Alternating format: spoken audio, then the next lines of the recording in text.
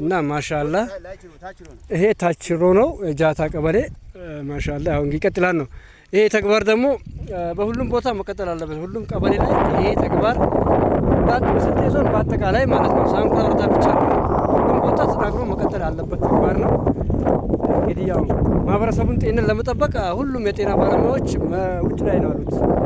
ማህበረሰቡ ደግሞ አስፈላጊውን ትብብር ማድረግ መቻል አለበት።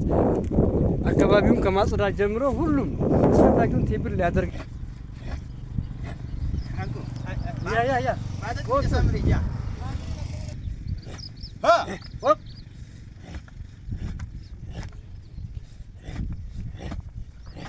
Hoppa. Yaz gidin.